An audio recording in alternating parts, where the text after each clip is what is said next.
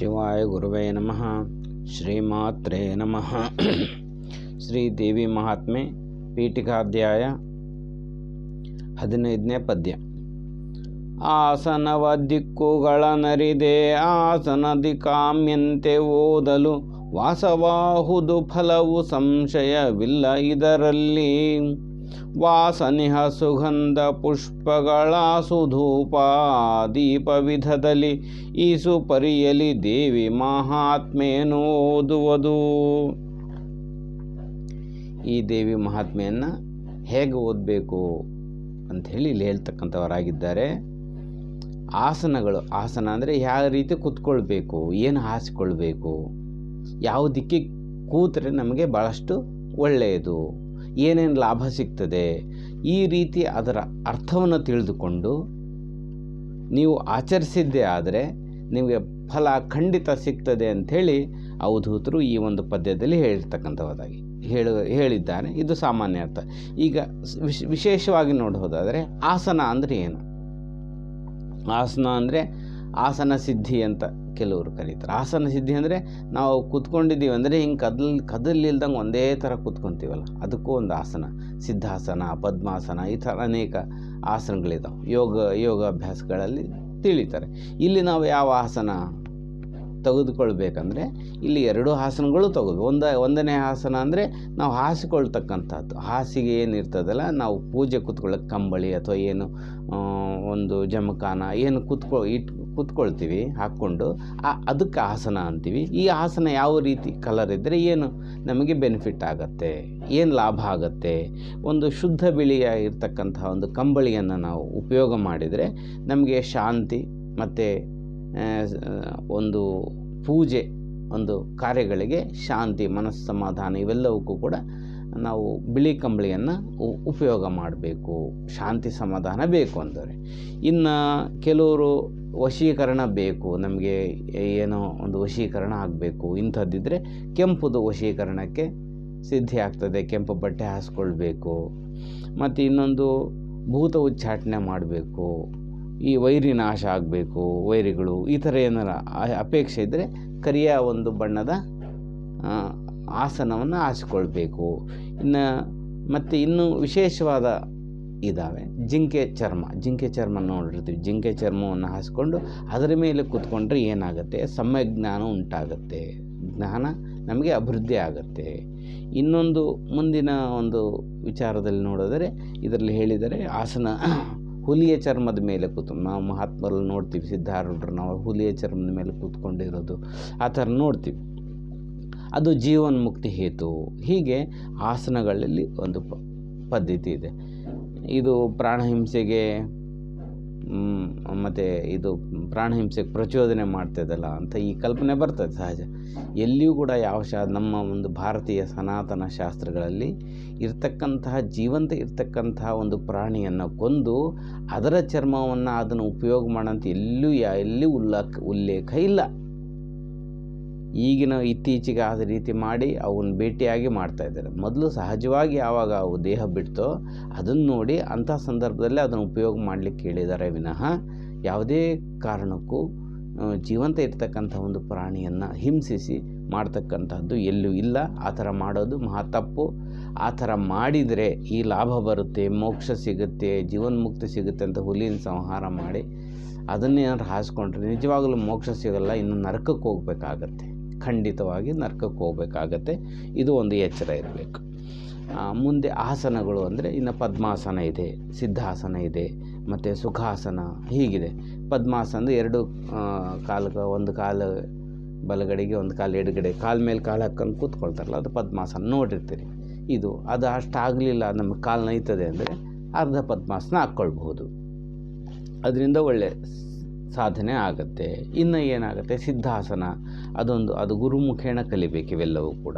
ಇನ್ನೊಂದು ಸುಖಾಸನ, ನಮಗೆ ಅವ್ಯಾವ ಗೊತ್ತಿಲ್ಲ, ಸುಖಾಸನದ ಕೂತ್ಕೊಂಡು ಸುಖಾಸನ ಅಂದರೆ ನೀವು ಹೇಗೆ ಕುಳಿತುಕೊಳ್ಳೋದಕ್ಕೆ ಅನುಕೂಲ ಆಗ್ತದೋ ಆ ರೀತಿ ಕೂತ್ಕೊಳ್ಬೇಕು. ಹಾಗಾದರೆ ನಾನು ಕಾಲು ಚಾಚಿ ಕೂತ್ಕೋಬೋದಾ ಅಂತ ಕೇಳ್ಬೋದು. ಭಾಳಷ್ಟು ಜನ ಇದ್ದಾರೆ ಅಂಥವ್ರು.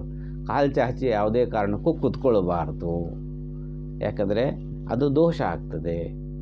ತಪ್ಪಾಗ್ತದೆ. ಕಾಲು ಚಾಚಿಕೊಂಡು ಕೂತ್ಕೊಳ್ಬಾರ್ದು. ಜಪಕ್ಕಾಗಲಿ ಪೂಜೆಗಾಗಲಿ ಕಾಲು ಚಾಚಿ ಕೂತ್ಕೊಳ್ಬಾರ್ದು. ನಿಮ್ಮ ಚೇರ್ ಮೇಲೆ ಕೂತ್ಕೊಂಡ್ರೆ ಪರವಾಗಿಲ್ಲ, ಕಾಲು ನೋವಿದೆ ಕೂತ್ಕೊಳ್ಳೋಕ್ಕಾಗೋದಿಲ್ಲ, ಚೇರ್ ಮೇಲೆ ಕೂತ್ಕೊಳ್ರಿ, ಏನು ತಪ್ಪಿಲ್ಲ. ಹೀಗಿದೆ. ಇನ್ನು ಕಾಲು ಯಾವುದೋ ಕಾರಣದಿಂದ ಆ್ಯಕ್ಸಿಡೆಂಟ್ ಆಗೋ, ಏನೋ ಕಾಲು ಮಡ್ಚೋಕ್ಕೆ ಬರಲಿಲ್ದಂಗೆ ಆಗಿದೆ ಅಂತ ಸ್ಥಿತಿಯಲ್ಲಿದ್ದಾರೆ, ಕೂತ್ಕೊಳ್ಬೇಕು, ಕಾಲು ಚಾಚೇ ಇರಬೇಕು. ಅಂಥ ಸಂದರ್ಭದಲ್ಲಿ ಹೆಂಗೆ? ಯಾಕಂದರೆ ಜಿಜ್ಞಾಸೆ ಸುಮ್ಮನೆ ಬರ್ತದೆ, ನಮಗೆ ಸಾಮಾನ್ಯವಾಗಿ ಬರೋದಿಲ್ಲ, ಇವು ಹಿಂಗೆ ಬರ್ತವೆ, ಇಂಥ ಪ್ರಶ್ನೆಗಳೇ ಬರೋದು ಮನುಷ್ಯನಿಗೆ. ಅವಾಗ ಏನು ಮಾಡು, ಕಾಲು ಚಾಚ್ಕೊಂಡೇ ಇರೋದೇ ಸ್ಥಿತಿ ಆದರೆ ಆ ಕಾಲಿಗೆ ಒಂದು ಬಟ್ಟೆ ಹಾಕ್ಕೊಂಡು ಮುಚ್ಚಿಕೊಂಡು ಜಪ ಮಾಡ್ಬೋದು. ಈ ಥರ ಮಾಡ್ಬೋದು. ಇದು ಆಸನ ಒಂದು ಸ್ಥಿತಿ. ಮತ್ತು ಇನ್ನು ದಿಕ್ಕುಗಳನ್ನು ಅರಿತು, ದಿಕ್ಕುಗಳು ಯಾವ ದಿಕ್ಕಿಗೆ ಮಾಡಿದರೆ ಏನು ಲಾಭ ಆಗುತ್ತೆ?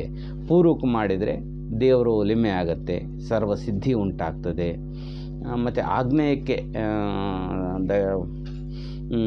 ನಾವು ಈಗ ಪೂರ್ವ ಆಗ್ನೇಯಕ್ಕೆ ನಾವು ಪೂಜೆ ಮಾಡಿದರೆ, ಮುಖ ಮಾಡಿ ಏನಾಗುತ್ತೆ? ವ್ಯಾಧಿಗಳನ್ನು ನಾಶ ಆಗುತ್ತೆ. ದಕ್ಷಿಣಕ್ಕೆ ಮುಖ ಮಾಡಿ ಕುಳಿತರೆ ಏನಾಗುತ್ತೆ? ಭೂತ ಉಚ್ಚಾಟನೆ, ವೈರಿಗಳ ನಾಶ ಆಗ್ತದೆ. ನೈಋತಿ ದಿಕ್ಕಿಗೆ ನಾವು ಪೂಜೆ ಮಾಡಿದರೆ ಜಯ ಉಂಟಾಗ್ತದೆ. ನೈಋತಿ ದಿಕ್ಕಿಗೆ ಪೂಜೆ ಮಾಡಿ ಕುಳಿತುಕೊಂಡು ಮುಖ ಮಾಡಿ. ಮತ್ತು ಪಶ್ಚಿಮಕ್ಕೆ ಮಾಡಿದರೆ ಧನಲಾಭ ಸಿಗ್ತದೆ. ಪಶ್ಚಿಮಕ್ಕೆ ಮುಖ ಮಾಡಿ ಕುಳಿತರೆ ಧನಲಾಭ ಸಿಗುತ್ತೆ. ವಾಯುವ್ಯಕ್ಕೆ ಆಕರ್ಷಣೆ ಆಗುತ್ತೆ, ನೀವೇನು ಬೇಕಾದರೂ ಆಕರ್ಷಣೆ ಮಾಡ್ಬೋದು. ಉತ್ತರಕ್ಕೆ ದ್ವೇಷ ನಿವೃತ್ತಿ ಆಗ್ತದೆ. ಈಶಾನ್ಯಕ್ಕೆ ಮೋಕ್ಷ ಸಿದ್ಧಿ ಆಗ್ತದೆ. ಈ ರೀತಿ ದಿಕ್ಕಲ್ಲಿ ತಿರುಗಿ ಕುಳಿತರೆ ನಿಮಗೆ ಈ ಫಲ ಸಿಗ್ತದೆ. ಇದು ತಿಳಿದು ಅರಿತು ಮಾಡಿರಿ. ಇದರ ಅರ್ಥ ಏನು ಅಂದರೆ, ಆ ಭಾವನ ತಿಳಿದು ಅರಿತು ಮಾಡಿರಿ ಅಂದರೆ ನಿಮಗೆ ಅದು ಸಿಗ್ತದೆ ಅಂತ ಕನ್ಫರ್ಮ್ ಮಾಡಿಕೊಳ್ಳ್ರಿ ಅಂತ ಅರ್ಥ. ಇದರ ಮೂಲ ಅರ್ಥ. ಈ ದಿಕ್ಕು ಬಿಟ್ಟು ಬೇರೆ ದಿಕ್ಕು ಮಾಡಿದರೆ ನನಗೆ ಆಗೈತಲ್ಲ ಅಂತ ಪ್ರಶ್ನೆ ಮಾಡೋಂಥವ್ರು ಇರ್ತಾರೆ.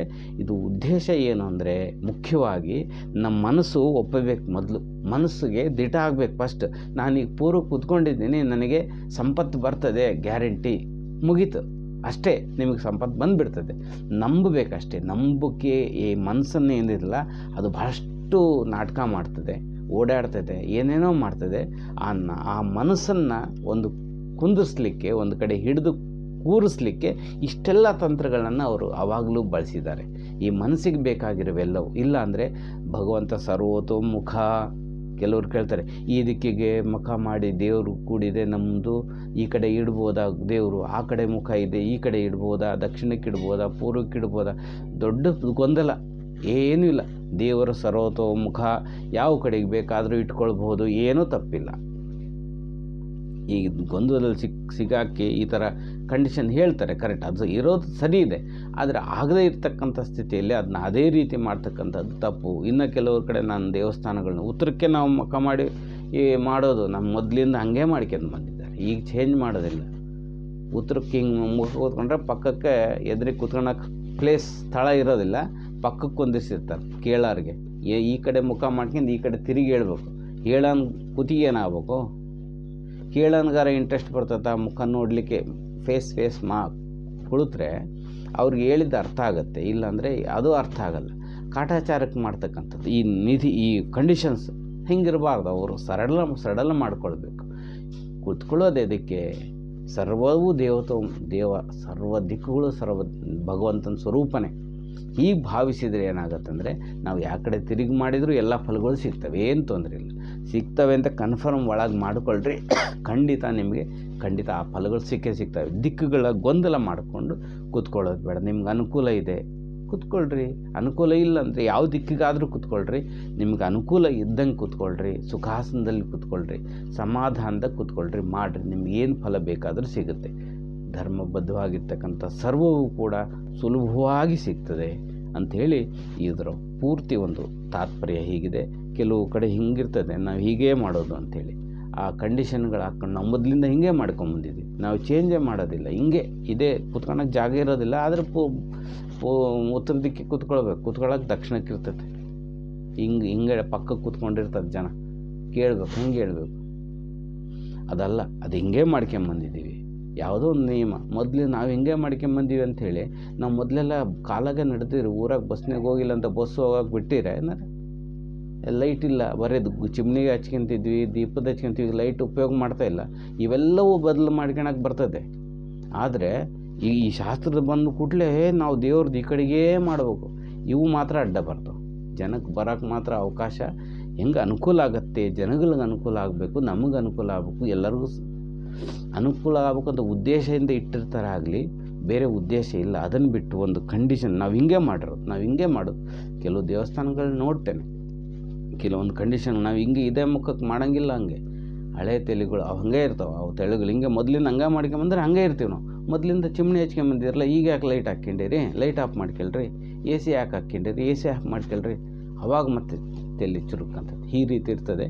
ಯಾವುದನ್ನು ಖಂಡಿತವಾಗಿ ಇಟ್ಕೋಬೇಡ್ರಿ. ಒಂದೇನೆಂದರೆ ಅದು ಸಿದ್ಧಿಸ್ತದೆ ಅಂತ ಮನಸ್ಸಿಗೆ ನಂಬಿಸೋಕೆ, ಮನಸ್ಸಿಗೆ ಸರ್ವವೂ ದೈವತೋಮುಖ, ಸರ್ವವೂ ಎಲ್ಲ ಕಡೆಗೂ ಭಗವಂತನೇ ಇರೋದು. ಹಾಗಾಗಿ ಯಾವ ಕಡೆಗೆ ದಿಕ್ಕು ಮಾಡಿದರೂ ಒಳ್ಳೆಯದೇ ಆಗುತ್ತೆ. ನಿಮ್ಗೆ ಏನು ಬೇಕಂದ್ರೂ ಎಲ್ಲದೂ ಎಲ್ಲ ಕಡೆಗೂ ಸಿಗುತ್ತೆ. ಕೆಲವೊಂದು ಸಲ ಇರ್ತದೆ ಕೆಲವೊಂದು ವಿಶೇಷತೆ, ಆದರೆ ಆ ಒಂದು ಭಾವ ಇಟ್ಕೊಂಡು ಮನಸ್ಸಿನಲ್ಲಿ ಕಿರಿಕಿಟ್ಕೊಂಡ್ರೆ ಯಾವುದೂ ಆಗೋದಿಲ್ಲ. ಮನಸ್ಸು ಸಮಾಧಾನವಾಗಿದ್ದರೆ ಎಲ್ಲದೂ ಆಗುತ್ತೆ. ಇದು ಮುಖ್ಯವಾಗಿರ್ತಕ್ಕಂಥದ್ದು ಅಂಥೇಳಿ ಈ ಒಂದು ಪದ್ಯದ ಅರ್ಥ ಇಷ್ಟಿದೆ. ಶಿವಾಯ ಗುರುವೇ ನಮಃ, ಶ್ರೀಮಾತೆ ನಮಃ.